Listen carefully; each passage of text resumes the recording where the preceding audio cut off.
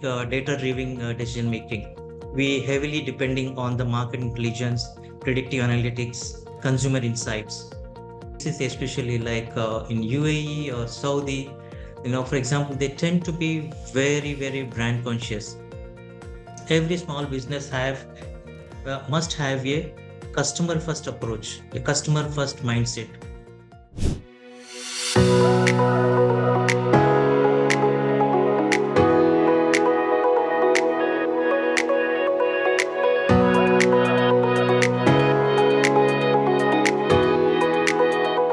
Hello and welcome to another episode of FaceTime with Leaders, a podcast series brought to you by Directors Institute, World Council of Directors.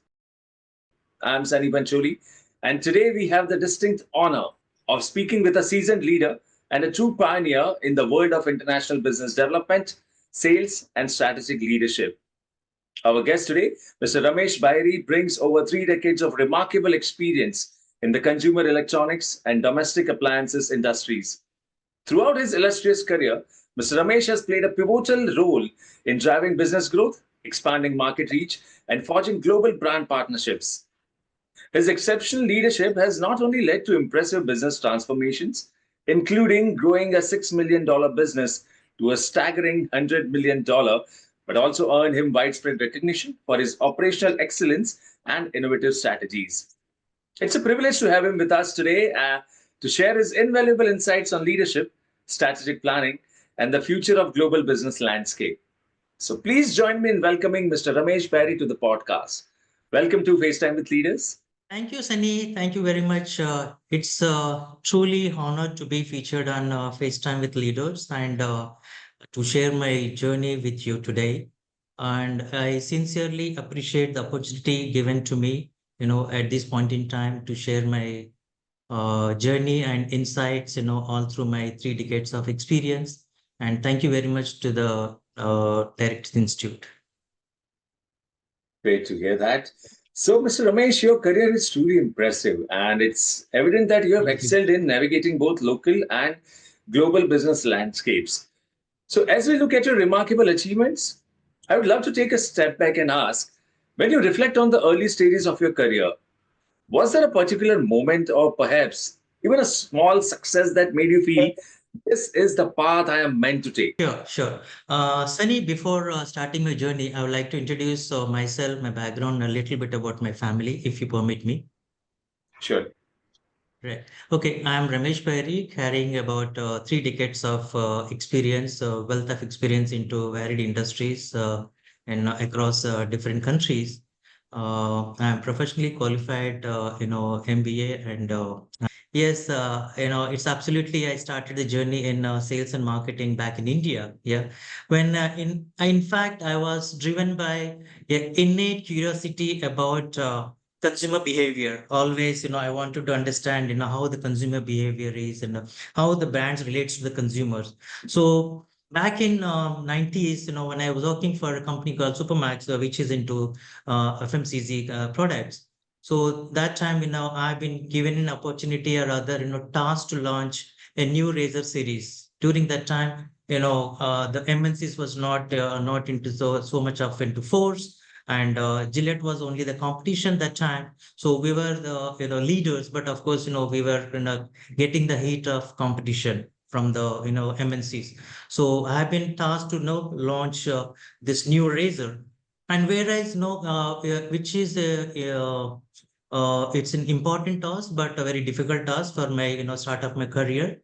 But of course, I conducted a extensive market research and identified the gaps, between the premium and a high-end product, and I designed a strategy and to making what is the gap in the market and how it's to be launched. After doing my various analysis as well as market research, yeah, I did a marginal outlet survey in which 30% of outlets have been added to the network. Okay, by which, after doing these couple of strategies and the market studies, when I launched the product, I was overachieved rather by 30% than my targets. Within 6 months we started growing and growing.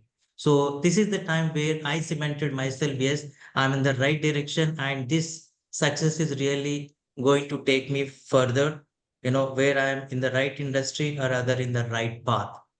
So this is just not a success about the numbers. It's not about success of, taking the numbers, but about knowing the consumer behavior and how you're touching the consumer life, with your products. That's such an incredible journey in a nutshell, Mr. Ramesh.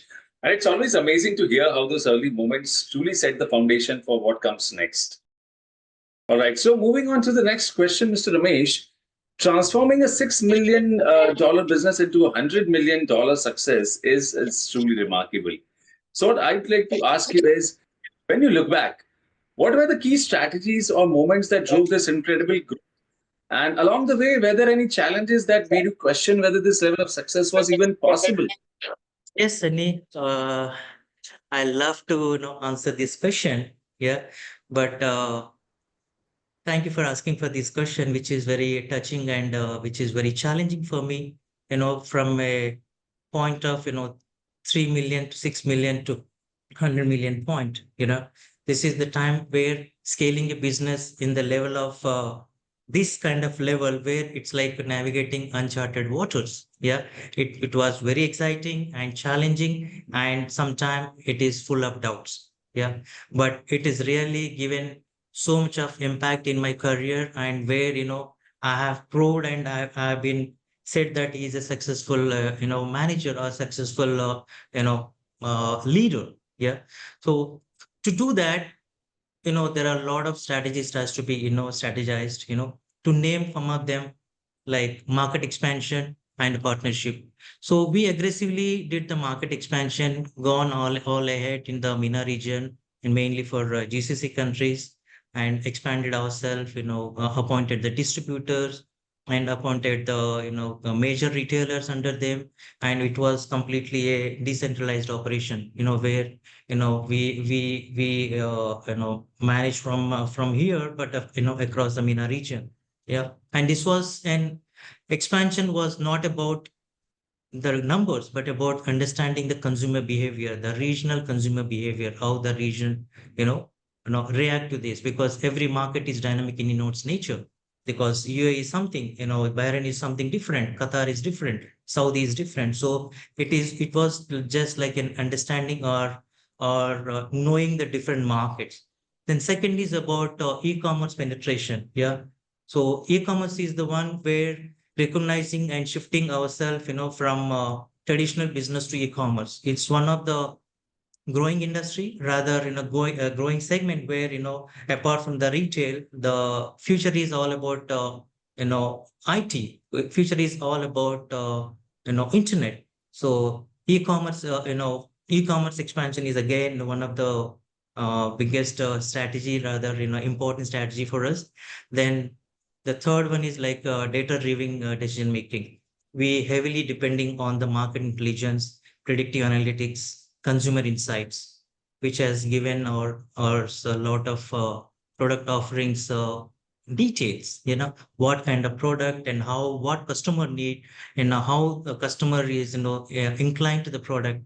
Those all things. So it was very insightful for us to be data driven. Then operational efficiency and cost optimization, streamlining the supply chain, then negotiating with the suppliers, and investing in the supply chain. Cost optimization is very important for us. Then apart from that, building high performance teams. I firmly believe that people drive the business. It's all about the people. Any single CEO or single management person is not going to achieve anything. The war is not won by a single person. It's all about the teamwork. Of course, leader is the first one where who and he or she is going to lead the team, lead the company, but ultimately the team is the one who is going to make you achieve, make you victory. Of course, so these are the some of the strategies, like where market expansion, e-commerce penetration, data driven strategies, then operational efficiencies, optimizing the supply chain, building high performance performing teams. These are some of the strategies really contributed to take my turnover to the 100 millions. Yeah. Of course, this journey wasn't big with challenges. Those were the days where we had the biggest hurdle of navigating economic downturn. Yeah. And the fluctuation in the consumer spending habits. So, however, by focusing on the diverse product portfolio, value-driven marketing, and we managed to sustain growth in uncertain times. So, the key is adaptability and the resilience, which is the key where I could make these numbers achievable. That's truly inspiring, Mr. Ramesh. And it's clear that it wasn't just about business strategy, but also about the Right. resilience and mindset that kept you pushing forward. All right. So, Mr. Ramesh, moving forward with your extensive experience leading businesses across the MENA region and beyond, I'm curious, what differences have you noticed in business practices and consumer behavior across these diverse markets? And were there any specific moments that challenged or reshaped your approach to business? I think our listeners would love to hear about the cultural insights and personal lessons you have gathered from navigating such a vast landscape. Absolutely. Thank you very much, Sunny, for asking this question, which is very touching to me because as and when, we talk about consumer behavior, I'm a person like where, I love to have that kind of an discussion and, approach, as long as you're in the industry where, you're a sales professional, a marketing professional, you are directly relates to the consumer, you're directly relates to the consumer psychology, consumer behavior. Yeah. Okay, coming back to your question, having operated across the multiple regions, I've observed distinct consumer behavior and business practices that requires tailored approaches. Yeah, some of the key insights includes like in the MENA region, yeah, Middle Eastern African region, brand loyalty is very high. Yeah, when I say brand loyalty, the customers in GCC, especially like in UAE or Saudi, for example, they tend to be very, very brand conscious, which means premium positioning and trust building strategies are very critical for this region. The next come to retail and online mix. Yeah. So traditional retail still plays a predominant role. Yeah, no doubt. But in the meantime, online mix is also very important, which is growing rapidly. So brands that can balance both channels effectively thrive in this market. Now, coming to the African emerging markets, African market is very price sensitive market. So today every market is price sensitive, but when it comes to specific to certain country or certain region, Africa is a very price sensitive market.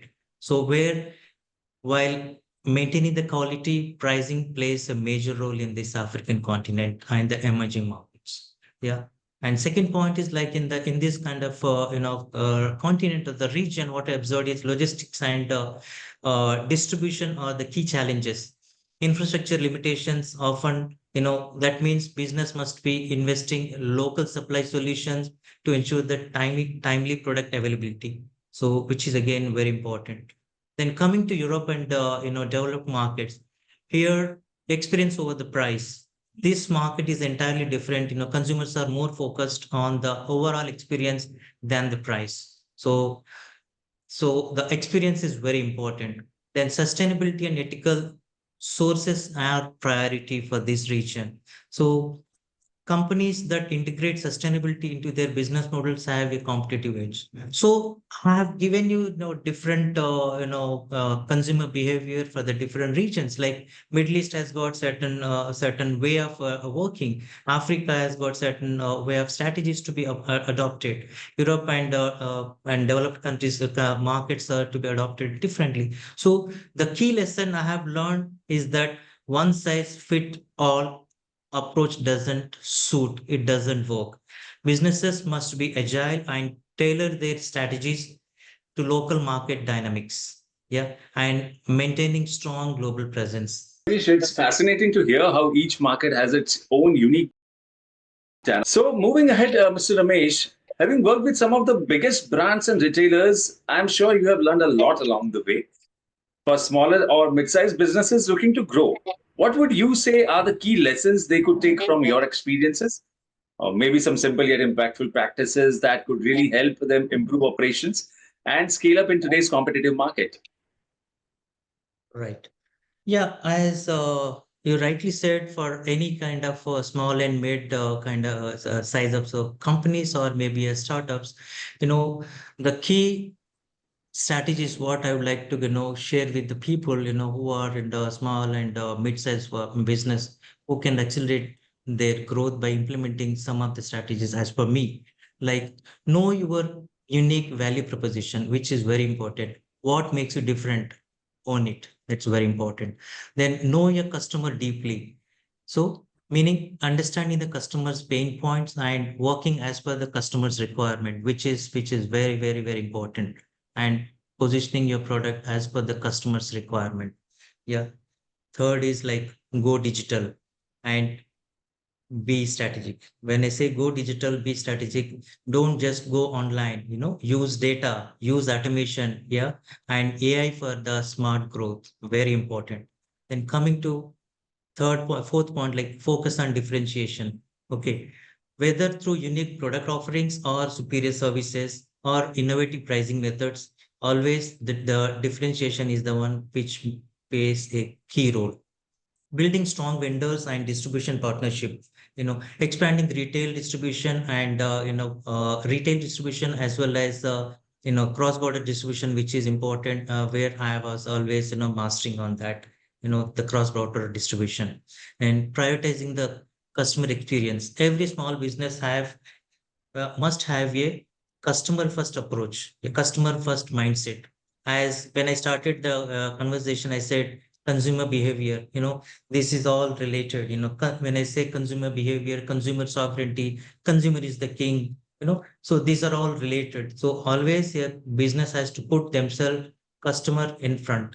Customer is first, rest all later. Okay, prioritizing the customer experience. Coming to the invest in talent and culture. Yeah, which is very, very important. As I said sometime back, no war is one single person. The soldiers are the one, who win the war, with a great general, the great leader. So investing in the talent and culture is very important, where you can win the business war. So these are some of the 6, 7 strategies, where, small and mid-sized businesses can use, like knowing your unique proposition, knowing your customer pain points, and going digital, going global, focusing on the differentiation, and having the very good relation with the suppliers, good relation with the customers across across your markets. Yeah. And customer experience, enriching their experience, investing in talent. These are the some of the strategies where mid and small time businesses should adopt. And those are some incredibly valuable insights, Mr. Ramesh. Thank you. It's clear that even the smallest adjustments can lead to big, big improvements, especially when businesses are willing to embrace strategic changes. Okay, so Mr. Ramesh, you have already achieved so much, but I'm sure your ambitions are far from over. Looking into the future, what's next for you? And how do you envision your journey evolving, especially when it comes to stepping into more strategic boardroom roles? And the part B of my question is, what kind of impact do you hope to make as you continue shaping the direction of companies at the highest level? In fact, it's very, very important for me at this point in time, where I'm embarking on a journey in a boardroom level. Okay. So my future vision is, completely centered on driving the corporate strategy at the highest level. Yeah. Mentoring the future leaders and shaping the organizations for the long-term sustainability growth. This is very important. So when I say for the long-term sustainability growth, yes, I'm actively pursuing boardroom level roles where I'll be part of the growth, I'll be part of the strategy making, and I'll be part of the growth, sustainable growth for the corporate governance. So in the corporate governance, I want to be completely involved in the business expansion, leadership transformation, and sustainable growth. Additionally, I see myself for digital transformation and customer centric innovation. Yeah, as I mentioned, again, I'm repeating, customer is the king, customer is the customer sovereignty. So where I am a person who are always centered, the universe is completely centered, rather our galaxy or rather our solar system is centered like a sun. So customer is the center of the business for me. Okay, so I want to make the business, the corporate governance with the digital transformation, yeah, with the customer centric approach and the innovation, ensuring the business remain future ready and evolving global landscape in a sustainable way. Absolutely, absolutely. And it's inspiring to hear about the exciting future you envision, Mr. Ramesh. Your approach to leadership and boardroom goals clearly shows the kind of impact you are ready to make.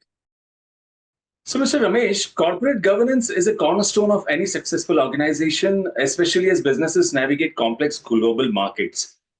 So, with your Right. extensive experience, how do you see the role of effective governance in driving organizational growth and ensuring long term sustainability? And what would you say are the most crucial governance practices that leaders in today's fast paced business environment should prioritize? Right. It's just straight away you are hitting on the point.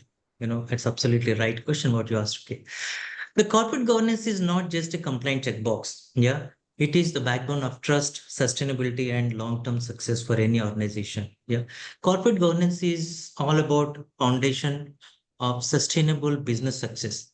Strong governance is the strong government practices or the organizations maintain transparency, compliance, and long-term stakeholders trust. There are as per me, there are three most critical governance practices, I emphasize, like ethical decision making. When I say ethical decision making, leaders must ensure that integrity at its core of business. Yeah. While strategizing the business, the ethical practices are very important. In the corporate governance, the ethical decision making is the paramount important for as per me. Okay. Then second is data driven risk management, proactively managing the finances, operations, and market expansion. A market risk has to be assessed at the corporate governance level. Then the third strategy, what I feel is, sustainability and social responsibility. Yeah, what we today we call ESG. Yeah, ensuring business and creating long-term value beyond sustainability by taking care of, CSR and ESG. So these are the three strategies what I feel as a corporate governance, and the role of corporate governance is very much required in the business growth. Rightly said, Mr. Ramesh, and it's fascinating to hear how important strong governance is in driving sustainable growth. All right, so Mr. Ramesh, that brings us to the last question of this podcast, and here it is. Since joining Directors Institute, how has your experience been? And what key takeaways or insights have you gained that have helped you in your leadership journey? First of all, I would like to, congratulate and thank you for, taking the great initiative by World Development Corporation, by Directors Institute, which is giving a great platform as the window for aspiring directors, to enter into boardrooms. Yeah, the Directing Institute has been phenomenal for expanding my governance expertise, connecting with the global leaders and networking with the global leaders, and sharpening my boardroom acumen. The insights and the network has been game changing for me, and I'm very very happy with the kind of work that that institution is doing, and I'm very much happy and associated with the institute. It has really given me a lot of edge to get into the boardroom roles. I'm very happy with an institution and their initiatives it's undertaking.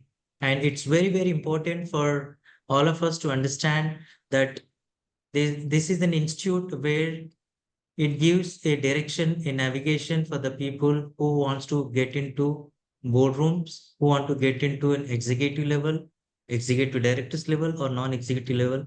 They show the direction. They show the path to that. So I'm very happy with the institute, what the job the managing committee is doing, the institution is doing. I'm very happy. It's great to hear how Directors Institute has made such a positive impact on your leadership journey, Mr. Ramesh. Yes, it is. So let me tell you, Mr. Ramesh, it has been an absolute pleasure having you on FaceTime with Leaders. Your story is not only inspiring, but also a powerful reminder of the impact of strategic leadership and a forward thinking approach is. We truly appreciate you taking the time to share your wisdom with us today. Thank you so much. Thank you very much, Sunny, for engaging this conversation. I truly appreciate the opportunity to share my journey and the insights for of my 3 decades of experience, the wealth of experience. I shared a little bit of it. And to all my listeners, I encourage you to embrace change, think strategically, and always future-focused leadership with a strategy. This is my takeaway for today. Thank you. Thank you once again, Mr. Ramesh, and to our listeners. Thank you for tuning into this episode. We hope you were as inspired by Mr. Ramesh's journey as we were. If you enjoyed today's conversation, don't forget to follow us for more insights from top leaders around the world. Keep learning, keep growing, and remember, true leadership is about making a lasting difference. Until next time, stay inspired and keep leading with passion. Thank you so much, and have a nice time.